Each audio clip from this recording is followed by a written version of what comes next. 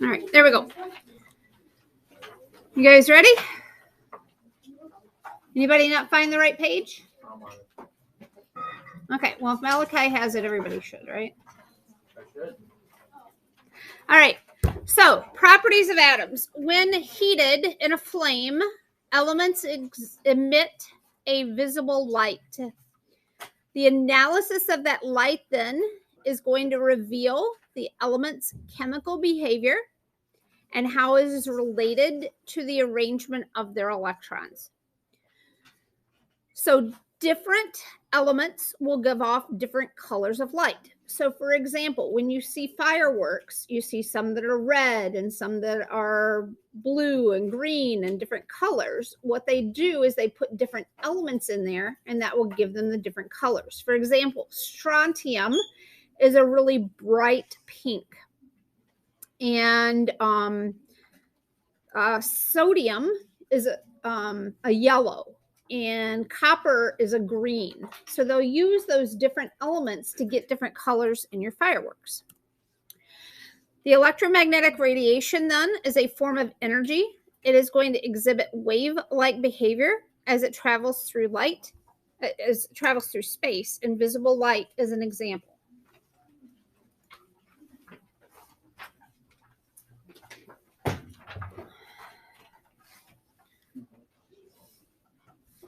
Do you have to fill out stuff on that? Do you have to fill out anything on that? Okay. All right. So light acts as a wave. So this is what that looks like. These are different wavelengths. So if you're looking at the wavelength of a radio wave, it is a very long wavelength, which occurs infrequently. As you move up to microwaves, then they become more frequent. Infrared, anybody know what infrared is? Also known as? Yeah, not quite. These are more your purple lights, is ultraviolet. Infrared is heat. So they're looking at heat signatures.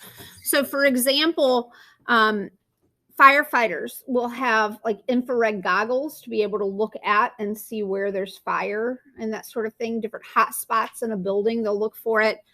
When they come around and do house inspections, sometimes they'll actually use infrared cameras to see if there are leaks in the wall, like from the, if the roof isn't draining right and stuff, because it'll have a different heat signature. Visible light is what we see.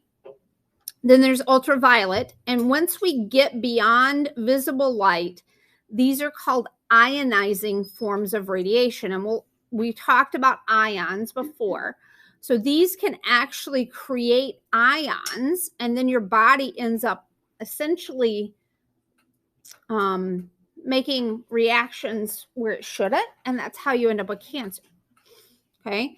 So these forms of radiation can be harmful to us. So that's why they tell you to wear sunscreen. That's why they limit the number of x-rays that you have during a year. And when you get x-rays, they always put like lead vest or lead, like some sort of lead material on you to try to block those x-rays from other parts of your body. Gamma rays then are even more frequent and even more damaging. So these are the ones that you got to be really careful about. These are the things with like nuclear weapons and different things, nuclear power plants and stuff like that, that people are really afraid of. Because the other parts of like radiation or nuclear fallout, that sort of thing, those can be blocked by pretty, like a wall can block them. These things can get through walls. Okay, so this is the stuff that everybody's really afraid of. All right. So these waves travel at a speed of 3 × 10⁸ meters per second. And then we're going to talk about what this equation kind of boils down to here.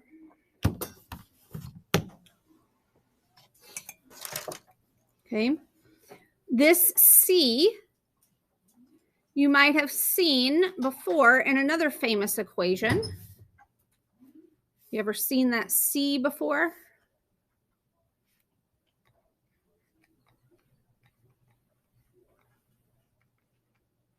You ever seen that equation before?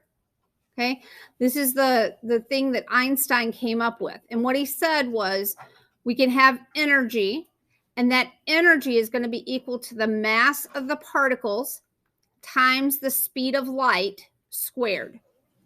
So essentially, we can take mass from an atom, like the nucleus of an atom, and we can convert that mass into energy if we go through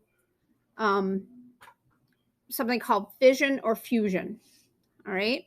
So nuclear bombs, for example, a lot of them are fission bombs where they will break apart.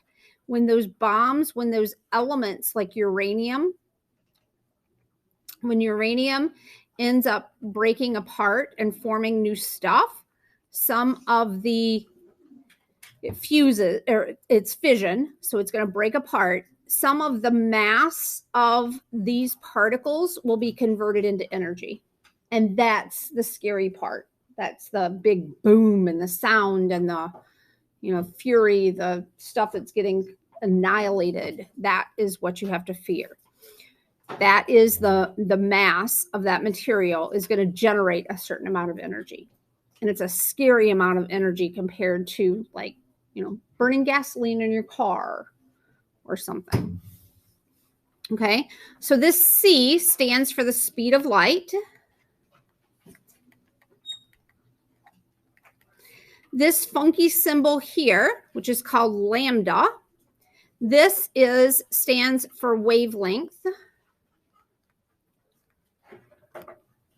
And this is nu, N-U is how you would spell it. Another Greek symbol, and this is frequency. So how often that particular wave passes you. Now, this speed of light, this value is for light moving through a vacuum. Okay, like outer space is a vacuum. I don't mean a Dyson where you're like, cleaning your floors. A vacuum is where there's no atmosphere, okay, like outer space. So this is light moving through that. Light actually slows down as it comes through our atmosphere. But it's easier to do our problems if we assume we're in a vacuum. So in here, we assume we're in a vacuum. In AP, we assume we're in a vacuum because it just makes life easier. If you go on to take physics, they may end up doing some problems out of this. I don't know what they do here, but like in college, if you get into advanced engineering courses and stuff like that, I'm sure that they would change stuff up. But have you ever seen like a pencil in a glass of water? So if this is water here, it looks like the pencil is here, and it looks almost like the pencil when it goes into the water, that it's kind of broken. Have you ever seen that before? That's because the speed of light changes as you move into that water. The water is going to actually slow it down, just like water, or just like it slows down here. So let's see if I can find a picture of that over here. Well, they've got me so blocked right now. Try this. Sometimes that works. Huh? Well, because they've got me blocked right now. I can't get images up.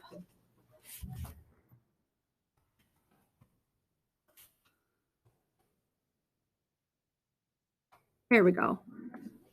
So like that. Have you seen that before where the pencil, it looks like the pencil's broken here, but it's not. It's just in the glass of water. That's because the speed of light, it slows down as it goes into the water. Just like if you try to walk through water, you can't walk as fast as when you're on land. Does that make sense? It slows the speed of light down. All right. So I don't know why it's doing that automatically every time. Okay, so like I said, frequency, this is the Greek letter nu, and that is the number of waves that pass a given point per second. we express it as either 1 over seconds, s to the -1, or the inverse s, the inverse s. If you've had more advanced classes, you know what inverse is, math classes. Or that is also equal to hertz. So you've probably heard of hertz before. Sometimes I'll talk about megahertz and kilohertz and stuff like that in relation to different waves. Hertz is a measurement of frequency.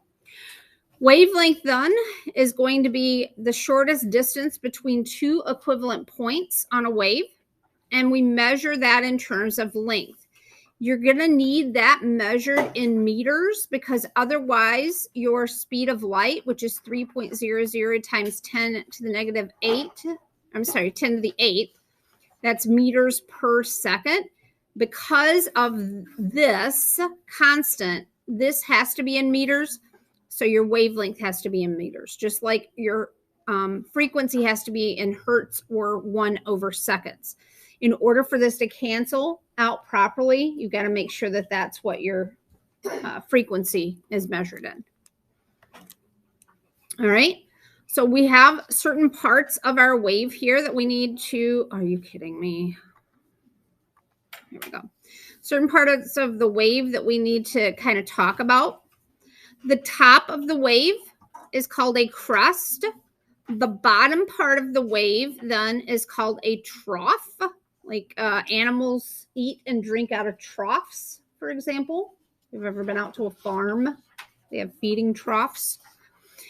The height from this origin to the top of the wave is called the amplitude. And any two sections find the same thing on each thing. The distance between those like areas is called your wavelength. Okay. This is actually where they get the terms for radio. Have you heard of an AM radio?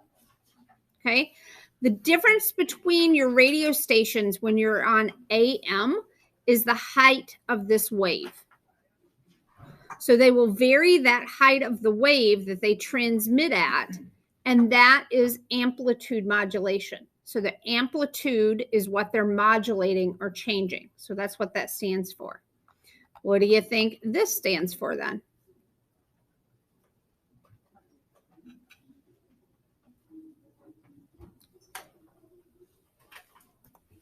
See anything that starts with an F there?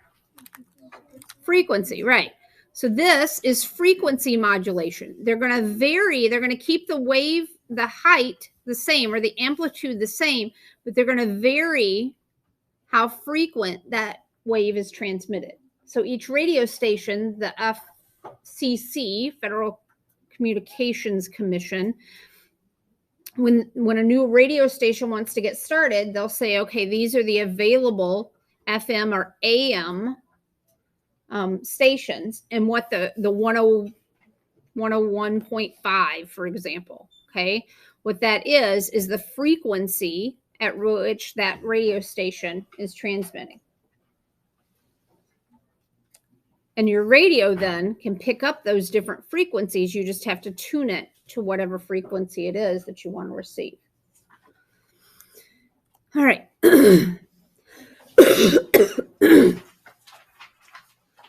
Waves then have different properties. It's an inverse relationship. If we have a wavelength that is shorter, then that means that it's going to come across more frequently. So lower wavelength equals increased frequency.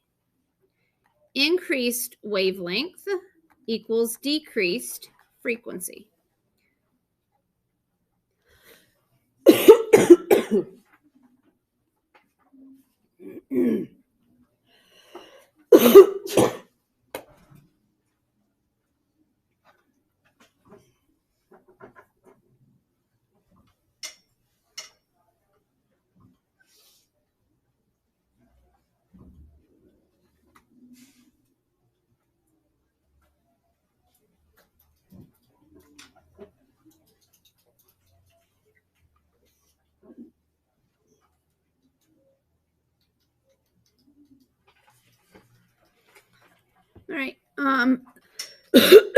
Just another example of that.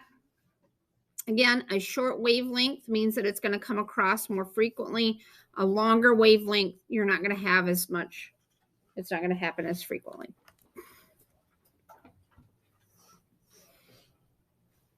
Sunlight is referred to as white light. That contains a continuous range of wavelengths and frequencies. When these are separated, we see it as a spectrum. The visible spectrum of light only makes up a small part of that electromagnetic spectrum. So here's what that electromagnetic spectrum looks like.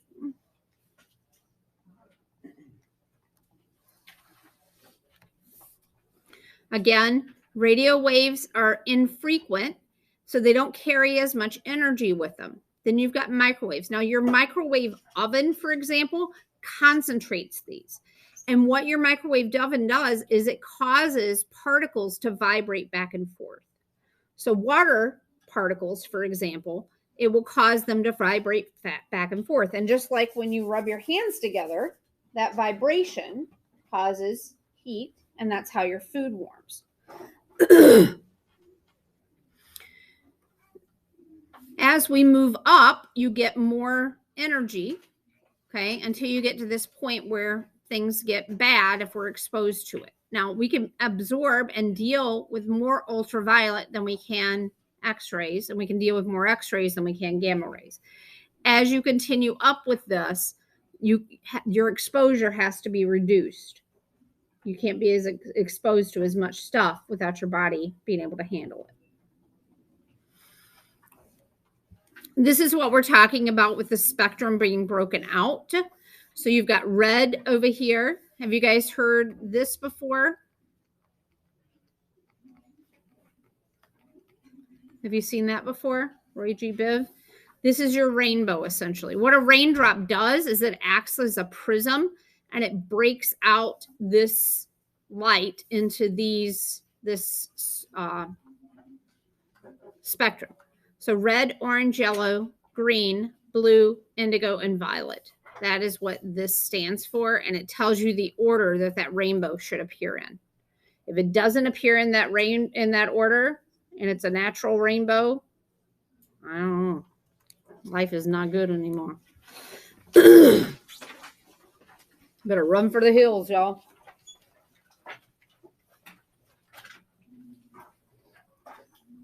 All right. One of our famous scientists came up with something called a Planck's constant. And this constant he called it H. It's a lowercase h, and it's equal to 6.626 times 10 to the negative 34 joules seconds. We can use that then to solve problems because we can have energy equal to Planck's constant times the frequency. And we can actually do problems to show how violet light has more energy than red light.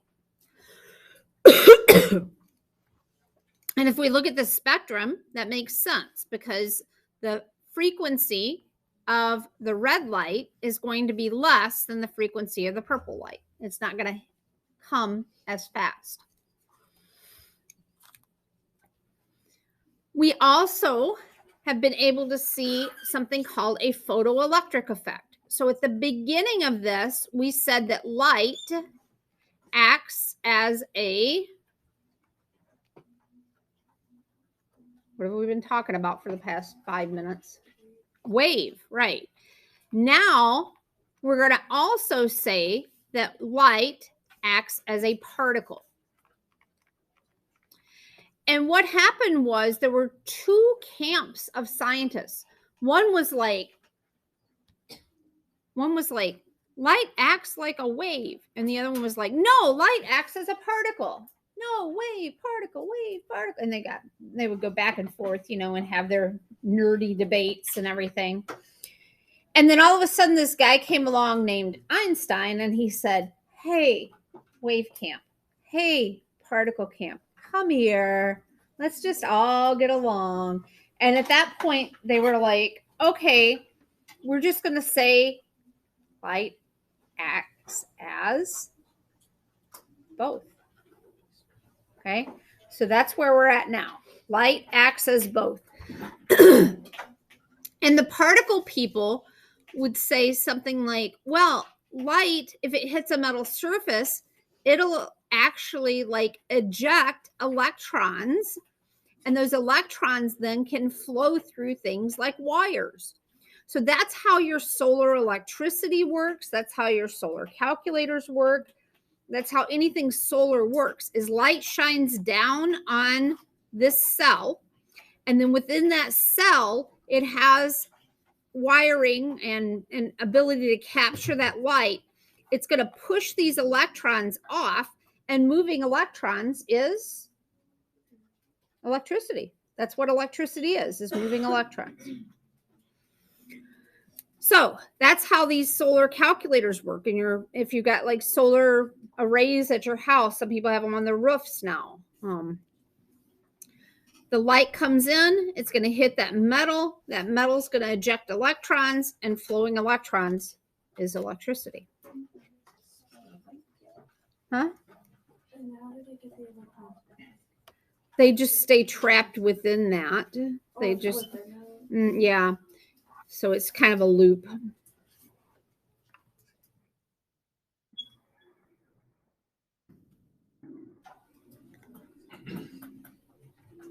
Now, your energy of your photon has to have a certain minimum value to eject that photon. So like on a cloudy day, for example, there's still like some sun because it's not dark out, but it's not enough light to be able to get those electrons to move. So places that don't get a lot of sunshine, like Washington State, where it's cloudy most of the time and rainy, or like London, where it's cloudy most of the time. A lot of those places, it's not as practical to go with solar energy as it is in other places, like, you know, a desert, for example, where it's rarely cloudy. Those places are great to be able to put solar arrays at. So you have to consider that. And this is why, because you have to have a certain minimum value to get those photons to kind of pop up. So for example, if I'm trying to move my desk here, like I can stand here and press on this thing and push all day long at this level, okay? It's not going anywhere. It's not until I get a certain minimum value, which I can't even get today, to be able to move that, okay? They wax the floors, and then the legs of the desk get kind of stuck in place. But the idea is that you have to have a minimum frequency of light to get those electrons to pop. And once you are at that minimum frequency, anything above that will also cause those electrons to move. And I believe, yep, that's where we're going to leave off for today. So homework tonight is 5-1. You're going to go on and look some stuff up. And then tomorrow we are getting mathy. I mean, really mathy. Make sure you bring a calculator for tomorrow because you're going to need it.